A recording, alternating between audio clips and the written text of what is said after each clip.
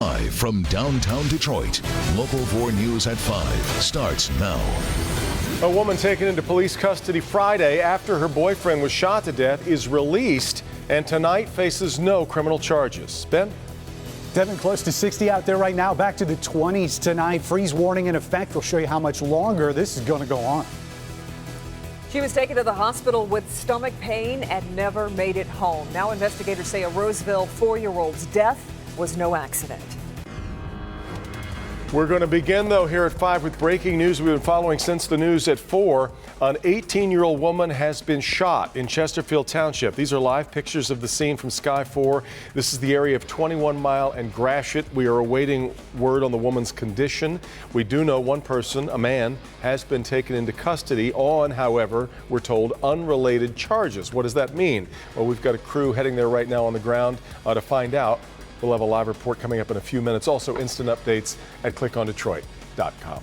All right, now to the tragedy involving a little girl whose death Roseville police are investigating now as a homicide. It happened last Wednesday evening. Police say she died of blunt force trauma to the midsection. Jason Colthorpe broke the investigation this afternoon and joins us live now. Jason, do they think this girl was beaten? Well, they think it could have been a punch at this point, Kimberly, but they're not 100% sure. What they do know, as you say, last Wednesday night, this girl went to the hospital. Hospital staff contacted police suspecting child abuse, and then the autopsy report confirmed investigators' suspicions.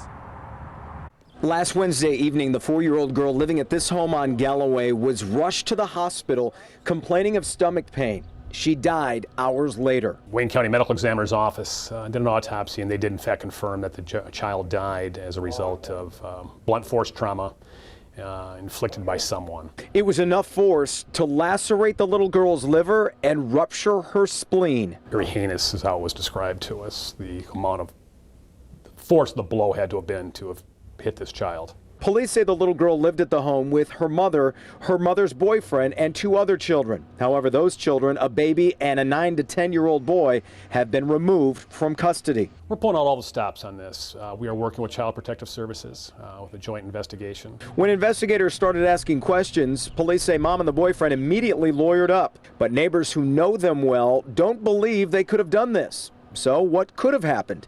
The neighbors described the girl as clumsy, even witnessing her fall down the front steps and out of a tree one time. But they also admit social services had been to the house a few times in the past year. I cannot imagine ever being mad enough to strike a child, let alone to strike with that kind of force, that you can do that kind of damage to someone.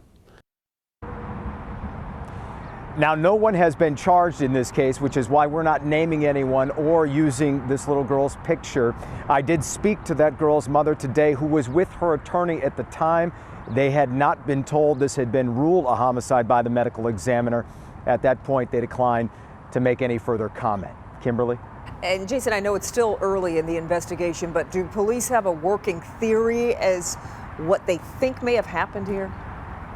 They don't want to go there, but they're not ruling anything out. And along those lines, Kim, you know, the neighbors told me about an incident. They were told by the family that when this little girl once was playing with her older sibling and he hit her with some kind of board, they were supposedly playing, but he hit her hard enough to leave her incapacitated.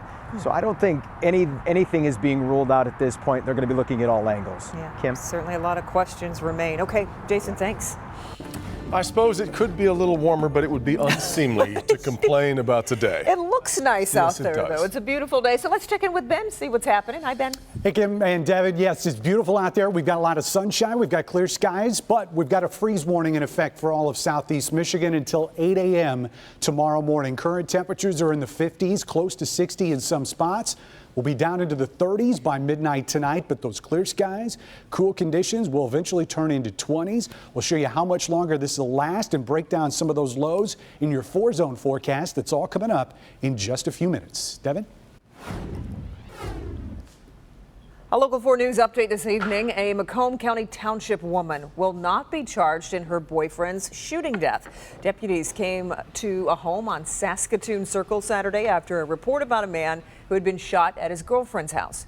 The victim was 35 years old. Deputies confiscated a pistol and arrested the victim's 42-year-old girlfriend. She's now been released after the prosecutor's office recommended that she not be charged. There is good news and bad news when it comes to the sinkhole on 15 Mile Road in Macomb County. Yes, major progress has been made in repairing the sewer line that collapsed on Christmas Eve, but the cost of the project keeps going up. The timeline keeps getting longer. Steve Garagiola standing by with the reasons why. Steve? Yeah, Devin, you really have hit on it. It's a mixed bag of feelings in this story. The good news is they are making fine progress in moving this project along. And at a meeting today, they shared some new technology that the hopes are when it's done, this is never going to happen again, which would be nice. The bad news is they are still a long way from this project being complete. And today it did get a little more expensive. At today's meeting, engineers shared a video inspection of a portion of the damaged sewer pipes. Cracks, breaks, and leaks. The $75 million project just got $6 to $7 million more costly. We agreed today to line an additional 3,700 foot of this pipe. We think we can maintain it within our schedule here, but if we don't reline this pipe, it's not a matter of if, it's just a matter of when there will be another sewer collapse in a sinkhole on 15 Mile Road. Joe Nichols, mayor of Fraser, says all 11 affected communities are in agreement. We tend to ignore what we don't see. We've got to start thinking more about prevention. The culture absolutely has to change. People sometimes thought they realized the savings, but that savings is gone when you have a situation like this. Folks living in this area are wondering, what about a target date to be all done, life back to normal? Right now, with an estimated time frame of around Thanksgiving. This is the third sinkhole in this community. Commissioner Miller says, yes, this project takes time, is very expensive, but an absolute necessity. Our community just can't live through another one of these, and it's not going to happen. No, she was pretty adamant about there was not going to be a number 4.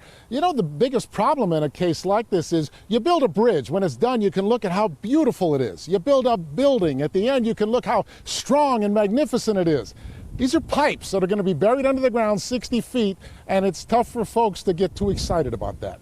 Devin, Kimberly, back to you. Well, Steve, I remember when we had that really tense time there between the state giving the county a loan, or was it going to be a grant? Well, now that it's going up, I guess the question is who's going to pay for that?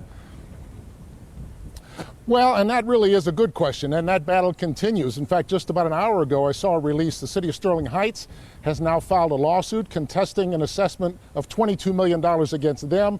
The state, I believe, is now going to kick in a $3 million grant, but this is a $75 million project. Yeah. In the end, I guess the people who always end up paying will be the ones who are paying through higher assessments and through a rate increase. I was afraid that's where you were going with that, but that is true. All right, Steve. Kim? Today, former Acting Attorney General Sally Yates testified before Congress about her warning to White House officials about former National Security Advisor Michael Flynn and his ties to Russia. This, as we learned, the White House received another warning about Flynn from the former president himself. Blaine Alexander has more from Washington. Blaine? And hello to you from Capitol Hill. The incoming and outgoing presidents met for about 90 minutes in the Oval Office just after Election Day. And sources tell NBC News that it was during that meeting that then President Obama raised his concerns about General Flynn. That's all I got. The White House pushing back against an NBC News report that 2 days after the November election, President Obama warned Donald Trump against hiring Michael Flynn as National Security Advisor. It shouldn't come as a surprise to anyone that given that General Flynn had worked for President Obama, was an outspoken critic of President Obama's shortcomings. In 2014, Obama fired General Flynn, who left with his security clearance intact. General Flynn is under fire for his ties to Russia at the same time that Russia was interfering in U.S. elections. The question you have to ask yourself is, if they were concerned, why didn't they take any steps? Experts say security clearances are handled by intelligence agencies, not the White House. But concerns over Flynn strong enough for Obama to raise the red flag. There were real concerns that General Flynn was a Russian agent. I mean, we're talking a spy. We haven't seen anything like this ever before. Another question, how strenuous was President Obama's warning? Raise your right hand, please. This as former Acting Attorney General Sally Yates testified on Capitol Hill, telling senators she warned the White House that Flynn had lied about his ties to Russia. Not only did we believe that the Russians knew this, but that they likely had proof of this information. And that created a compromise situation, a situation where the national security advisor essentially could be blackmailed by the Russians. Following that conversation, it took more than 2 weeks for President Trump to demand Flynn's resignation. Also testifying today, former National Intelligence Director James Clapper, who says that Russia has been meddling in the election since the 60s, but never with more success than 2016. In Washington, Blaine Alexander, Local 4. Okay, Blaine, and the legal battle over President Trump's travel ban from 6 Muslim-majority countries is rising to a new level today. A lower court blocked the ban on issuing visas for residents of Iran, Libya, Somalia, Sudan, Syria, and Yemen. White House lawyers are contesting a lower court ruling that said the ban was based on religion. 13 judges of the Fourth Circuit Court of Appeals in Virginia are hearing arguments today. They could issue a ruling in about a week. The ban may eventually be decided by the U.S. Supreme Court. Jury selection is underway in the trial for the man accused of killing Chelsea Bruck. 27-year-old Daniel Clay is charged with second-degree murder in connection with Bruck's death. According to authorities, Clay was linked to the death with DNA evidence. She disappeared from a Halloween party back in 2014. A year later, her remains were found in Ashe Township. If Clay is convicted, he could face life in prison. Firefighters were out this morning battling a fire at the St. Vincent de Paul thrift store in Ann Arbor. The building dates back to 1832. It's located on Broadway and Swift. Besides housing a thrift store, it also has 3 apartments on its second floor. 2 units had to be evacuated. Everybody made it out safely, but one Ann Arbor police officer was taken to the hospital with smoke inhalation injuries. The building's owner says the residents noticed the fire and called 911. The owner says he's now looking into an investigation. It was contained to the first floor of, unfortunately, St. Vincent de Paul charitable store. It will be out of business for a little bit as the investigation, as they kind of look to see what is actually went on with this. And as we said, the cause of that fire is under investigation. There was another evacuation that was necessary, a dangerous discovery forcing the evacuation of a Detroit school. New at 5:30, we've learned more about what a maintenance worker found while cleaning out a garage. And the local police department that wants you to bring them your firearms when you're going out of town and what they promise not to do with them. We'll have that story coming up next. As we head to break, Sky 4 remaining over the scene of breaking news in Chesterfield Township. An 18-year-old woman has been shot in the area of 21 Mile and Gratiot. We still wait word on her condition. Crews are on the scene. We'll have updates throughout this newscast. New at 6.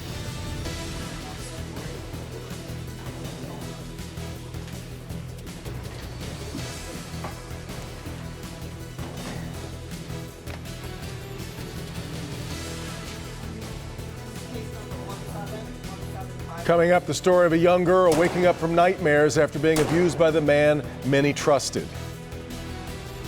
Also, a proposal for a change, a plan to eliminate gun registration in Michigan moving through Lansing, what it would mean for gun owners in our state. That's at 6. Kim? Firearms are one of the most coveted items in any home invasion, and now Lake Orion police want to help keep an eye on yours, specifically when you're away from home. Local 4's Evrod Cassimy is in Lake Orion and explains why. This is all part of a new program to keep firearms safe here in Lake Orion. You can now drop them off at the police department when you're away from home for an extended period of time. 100% of stolen firearms are now an item involved in a crime. And that's the reason why the Lake Orion Police Department has launched the new Gun Safe program. Starting today, village residents or people who own a business in Lake Orion can store their firearms securely at the police department. We have a simple form with some provisos that explain the program, how we're going to secure the weapon. We're going to tag that weapon for them with their name, the serial number, and the identifying information of the firearm, and then we're going to secure that weapon for them. The gun owner can drop off and pick up the weapon any and as many times as they need to, free of charge. Chief Narsh insists the program is to help decrease crime statistics and nothing else. We're not running numbers on weapons. We're not registering weapons or a backdoor method to register weapons. And I know there were some concerns about that, but that's not what we're doing. After seeing it work in other cities, Chief Narsh believes the Gun Safe program can help decrease crime here as well. The individuals who use the weapons can't buy them or obtain them legally. So they're stolen and then sold on a stolen market. So if we can begin a process that helps to prevent the acquisition of stolen guns, then we begin to drive that crime down. For more information about the program or to get signed up, contact the Lake Orion Police Department. In Lake Orion, Evrod Cassamy, Local 4. Well, more and more Americans apparently want self-driving cars. A new study done by Cornell University found the average American driver would be willing to pay nearly $5,000 more for a fully self-driving car. Researchers say the average household would pay about $3,500 for some automation, an added $4,900, so about $5,000 for full automation on top of the normal price of a car. Kimberly Gill, it's going to have to come with a turbo. I know that. I want one. I'll give it, but it's coming. The technology is here, and it's coming quickly. Yeah. Will that cover it? Will $4,900 for the turbo? Yeah, no. Absolutely not. No. It's going to be self-driving, but it's going to go fast with Gill. I know that. Well, I hope you got the heater on tonight in the car or really in the house. Seat heaters, the steering wheel heaters. That's right. Bun warmers and the whole nine. Because, we're going down into the 20s again. And if you already got the plants out, going to have to cover them up tonight. Looking at the satellite, you can see two distinct troughs, one over the east, one over the west, and a ridge right here smack dab in the middle of the country. And of course, we're not only in the trough, which gives us the cooler temperatures at night, but we kind of got a dry strip of air that's hanging right over top of us that's kept the clouds away today. So despite the cold start this morning, we did rebound to 57 is where we're at right now. Oddly enough, one of the warmest places in the country is Omaha, Nebraska right now. They're 91 degrees, and that's warmer than they are in Florida, definitely warmer than they are in California. It's 65 out in L.A. They had hail on the red carpet for the MTV Awards. I don't know if you saw that on Inside Edition earlier this afternoon. 50s is where we're at right now. We do have a bit of a wind, but tonight that's going to calm down. The air is also very dry, so with clear skies, calm winds, and dry air, those are three very solid ingredients to mean that we're going to cool down considerably tonight. And not a whole lot to look at in the forecast map through the rest of tonight. In fact, we will stay clear going into tomorrow morning until those clouds start increasing in the second half of tomorrow. Rain is going to go just to our southwest. You don't see it in the frame here, but it's going to stay off to our southwest. And we will see the clouds from that, but that's it. And so we've got a dry forecast until maybe Wednesday night. That's really the only shot of rain we got for the work week. Unfortunately, it does look like we may get wet coming in to Mother's Day weekend. So here are the forecast lows tonight, and we'll start with some of our better numbers. And this is here in our metro zone. 33 in the city, 32 out in Southfield. Start getting below freezing as you head up towards M59. South zone numbers, especially out in Lenawee County, you're going to see the 20s, maybe the low 30s out here towards Lake Erie. Beyond that, it looks like it is going to be all 20s for our west and north zone. Can't eke out a 30 along with Novi, but generally upper 20s there. And you get north of M59, and we're looking at 20s for lows here. Now, the flip side of that is we are going to see a pretty quick warm up tomorrow because we will see some early sunshine, and we will also keep that dry air around. So temperatures bouncing up to 60 in the afternoon. Clouds will increase in the second half of the day, and then numbers warm to 63 for the second half. That's the warmest that we've got in the forecast, but the good news is tonight's 32 is going to be the coldest that we got. So we're going to be in the mid to upper 40s for most of that forecast in the morning going into early next. Hopefully this is it. Just can't even get out there with these plants yet, right? Usually after Mother's Day we're in the clear, so hopefully that'll be the case. Fingers crossed. Well, some Pepsi drinkers have been complaining lately of a metallic taste in their drink. Turns out it wasn't their imagination. Help Me Hank explains whether the tiny bits of metal found in some bottles are actually unsafe. Have that coming up. Plus, the heartwarming story of a family dog found after being missing for 6 months. Wait until you hear who found him and where. That's next. Mike's always. Across Michigan tonight, we're following stories from Saginaw and the state capitol in Lansing. But we want to start over in Battle Creek. Yeah, that's where a man from Illinois is facing murder charges for killing a local businessman. Friday morning, 63-year-old Frank Zanetti was shot and killed inside his Battle Creek tile and mosaic store. And today, 47-year-old Brian Zanetti was charged with open murder, carrying a concealed weapon, and using a firearm to commit a felony in connection with the shooting. Police say the two men are related, but have not yet announced exactly how. In Lansing, President Trump has chosen a Michigan Supreme Court justice to fill a federal court seat. Justice Joan Larson will fill an opening on the U.S. Court of Appeals in Cincinnati, which has jurisdiction in Michigan, Ohio, Kentucky, and Tennessee. Larson, a former University of Michigan law professor, was originally considered for the Supreme Court seat last year. Her nomination will now go to the Senate, where a confirmation vote is expected. In Saginaw, a couple's been reunited with their dog after he was missing for 6 months. Back on Thanksgiving Day, Evan Howard and his fiancee were visiting his family in Frankenmuth when their dog ran off. They posted signs all over Saginaw County, and even local police were looking for him. Then out of nowhere, they received a call from a vet who found their long-lost pup. Turns out this vet had found him running along Dixie Highway in Holly, Michigan, behind Mount Holly, and she picked him up. Howard says they named the dog Scherzer after the former Tigers pitcher and couldn't be happier to finally have him home. Now, Local 4 is bringing Metro Detroit animal lovers together with All for Pets. We're posting stories about pet health, animal rescues, and events, just, of course, like the story you just saw. You can, and you can check it out right now. Just leave the TV on Channel 4 as well. Go to clickondetroit.com/pets. New at 5:30. Repairs are underway after a fire at an apartment complex in Shelby Township. Coming up, you'll hear from neighbors who describe what they saw this morning, and we'll tell you how the fire started. Plus, for the first time this year, someone in the U.S. has been killed by a lightning strike. Just ahead, the decision that person made that may have cost them their life. What caused this Catholic school on McNichols to be evacuated, and why the bomb squad had to come. The full story next on Local 4. What's real for you? Live from downtown Detroit, Local 4 News at 5:30 starts now. Everybody out. A Detroit school evacuated over what appear to be some very dangerous antiques. And that'll top our news at 5:30. The seemingly mundane task of cleaning out a school garage got a little too exciting for a maintenance worker today. That's right. It happened at Detroit's Juzu Catholic School. And Jamie Edmonds joins us now live tonight with what was discovered there. Jamie. Hey, good evening. What happened here is they say they found old artillery shells from the post-World War II era. We're here in front of the school on McNichols. The garage is actually on the other side near that playscape, and it led to some very tense moments here this morning. It was a school janitor doing some routine cleaning who made the discovery around 10:30 this morning inside a garage. From what the janitorial service mentioned, described as World War II canisters of some type.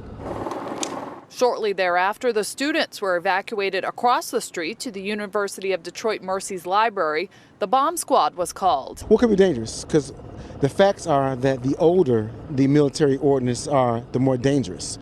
And so we're going to be extra careful with this. That's why the school was evacuated. Mike Attar owns the oil change business next door to the school. This was one of my concerns because I have employees here and I had to ask that it's safe for my guys to be here. Those living around the area were asked to shelter in place. The college students we talked to weren't notified of what's going on.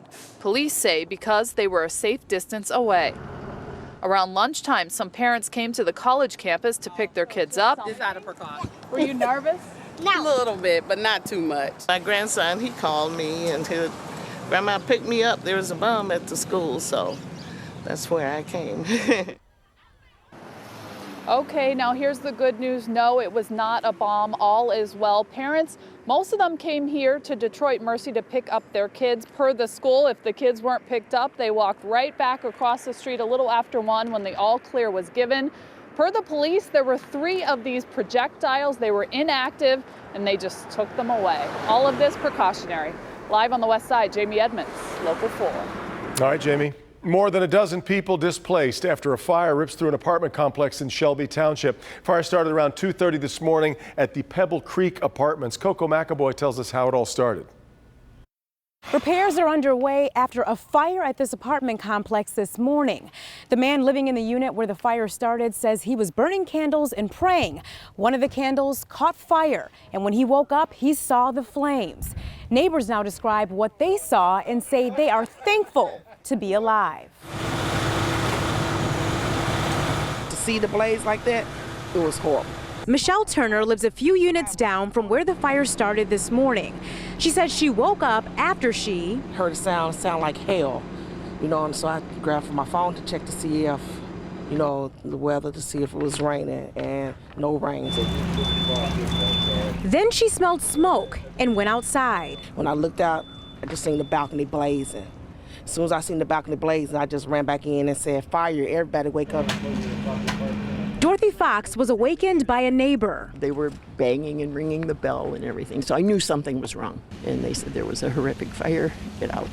Everyone made it out safely, and Fox believes God was looking out for all of them. Thank God. That's all you can do, is just keep thanking him. The displaced residents are all looking for a place to stay now. Some lost more belongings than others. I think my unit probably sustained the least amount of damage of the 4. So I have a lot to be thankful for. After a damaging fire started by one candle. It was a scary experience because it was so close to have something like that happen to you, you know, right there, you know, right next to you. A lot of the residents are thanking the fire department for their response to this fire, and those residents are also calling their insurance companies to try to figure out where they're going to stay until the repairs are finished. In Shelby Township, I'm Coco McAvoy, Local 4. We're also following breaking news on Detroit's east side. A dog has just been shot and killed after attacking police officers. Tim Pamplin is on the scene, which is just outside of an elementary school. There you see police officers with their shotgun. I'm being told terminated the threat. In layman's terms, they put this dog down in the backyard there. He was running after students from the Wayne Elementary School. When police arrived, he started charging at them. Detroit police brought out the dog sticks, but as Captain Decker tells us, dog was very aggressive. I requested a dog stick, it brought one out. Unfortunately, the dog was just too aggressive, charged at officers, and unfortunately, an officer did have to fire shots and destroy the animal. So back here, there you see one of the dog sticks, the second one leaning against the fence. Detroit police did tell me they did everything they could to corral this animal, but when he started charging at them, they had to use deadly force. Fortunately, no officers or children injured here. That is the scene on the east side. Tim Pamplin, Local 4. Goodness. All right, Tim. Well, we have a recall alert now. Pepsi is asking you to return certain bottles of Pepsi because small particles of metal have been found inside some of them. Now that might sound disturbing, but Hank Winchester is here to tell us why you should not be concerned. Hank? Karen, Devin, important information for everybody at home. An investigation did get underway after more than a dozen people right here in Michigan contacted Pepsi saying that their pop tasted like metal. The company discovered because of an equipment malfunction, small flecks of metal were found in certain bottles, but Pepsi says no one's health was in danger at any time. The pieces were about 0.1, 0.3 millimeters in size and identified as iron and chromium.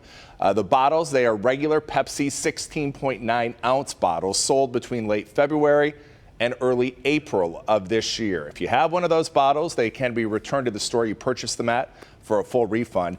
Make sure you check your refrigerator, any bottles you may have stored down in the basement. We're going to put more information for you about that recall. It's all going to be on the consumer page of our website. Click on Detroit.com. I'm Hank Winchester. Help me, Hank. All right. Thank you, Hank. A fourth American citizen has been detained in North Korea. Police say 55-year-old Kim Song was arrested on charges of committing hostile acts against the country. Song is the second teacher arrested from the Pyongyang University of Science and Technology in the past 2 weeks. At this time, the U.S. has no diplomatic relations with North Korea, so the case is being handled by the Swedish embassy. Warren Buffett's company is a major shareholder of United Airlines, and he had a few words of criticism for the way the airline's CEO, Oscar Munoz, handled the recent controversy in which a passenger was dragged off a plane. I kind of wonder whether Oscar had actually seen that when he made the response. If so, it was a bigger mistake by far than if he hadn't seen it. Buffett said a CEO's natural tendency is to first defend his employees, but that should not have been the case for Munoz had he seen the video. Munoz originally defended his employees, blamed the passenger for the incident, but has since apologized. In fact, apologized many times, including before a congressional committee last week. Buffett stated the events did not change the strategy behind his Berkshire Hathaway investments in the airlines. All right, Ben's here now with a weather first for 2017. Yeah, it's an important lesson that we all can learn from. Yep, tornadoes, hurricanes usually grab the headlines, but we're talking lightning. It kills more people every year than those two weather phenomenon. And the first time that it happened this year was just this weekend. A Colorado woman and her horse were killed actually yesterday when they were struck by lightning during a ride. The 37-year-old woman was on her horse on a community trail with her mother and a 15-year-old family friend when she was struck. The 15-year-old girl also suffered serious injuries and was taken to a local hospital. Now, according to witnesses, they were out riding to meet each other. They thought they were in between storms. And you can see there, that's the lightning scar on the tree where that bolt struck. And this is, advice you probably learned in school, but it's very important. If you can see lightning or hear thunder, you're too close. Stay inside until it goes away. And they're really good about this with little league teams. They keep kids off the field for, I think, 30 minutes between strikes. So, swimming pools. I mean, we got to, Right. Soccer practices. But it is a reminder of just how frequent it is, that it's more than those other storms that we talk a lot more about. Right. And we need to practice that as adults, not just that's right. kids. That's a good reminder, but a sad story. All right. Thank you, Ben. A raging wildfire, meanwhile, is forcing more than 2,000 people to evacuate southern Georgia. You see the hazy smoke from the fire. This is St. George, Georgia, just northwest of Jacksonville, Florida. Several communities there are now under mandatory evacuation orders after the fire jumped to highway on Sunday. Wind gusts and dry conditions are making it hard for the more than 500 firefighters and crews who are trying to get the fire under control. Right now it is totally, it's just out of control. It's too big. I mean, and it's spreading too fast, and I don't think they're going to be able to keep up with it. I mean, I really don't. So I got all my stuff, and I'm getting ready to get out of here and go and leave. The fire was caused by lightning, interestingly enough, and it has now been burning for more than a month. A brush fire in Florida, meanwhile, closed 2 schools there today. This is how it looked in Pasco County, Florida. Visibility dropped as the heavy smoke from the fire burning in the wooded area spilled into the surrounding neighborhoods, and the nearby middle and high schools decided to send students home for the day, just as school was getting underway. In fact, at last check, the fire was around 2,300 acres. School district says it's going to just monitor conditions and see how it goes for the rest of the week. Governor Rick Snyder has a new plan to improve struggling schools in Michigan. It's described as a new partnership model. Details were shared at a media roundtable in Lansing today that included State Superintendent Brian Whiston. The plan sees school districts first identifying how schools are struggling. The districts will then set goals and work with partners such as nonprofits, colleges, and businesses to achieve those goals. I appreciate the districts for being open-minded, reaching out to say, is there a better way to do things that would engage their communities, bring additional resources and things to bear to essentially create a new environment for these young people and hopefully get them on a path to success. School districts participating in the plan will follow an 18-month timeline to improving schools' performances. Still ahead, a remarkable story coming to us out of Ohio. You're going to hear from a man who crawled away from the scene of this crash. Plus, Oreo is out with a new fireworks-themed cookie. But there's more to this filling than meets the eye. Dr. McGeorge. Well, if you or someone you love suffers a stroke, every minute counts. Coming up, why remembering Be Fast could help you make the right decisions when life is on the line. It's spring. Road rage is in the air. Not rage against each other, rage against our roads. Why are they so bad? This week on Local 4, the pothole problem to expose. Showing you the worst offenders. I think the roads here are terrible. Absolutely horrible. To reveal. Why do our roads look like this? To get answers. 2S jurisdiction over every road in the state. To save you money. We're talking with the experts, showing you how to avoid potholes and also how to protect your vehicle. Only on Local 4 and Click on Detroit.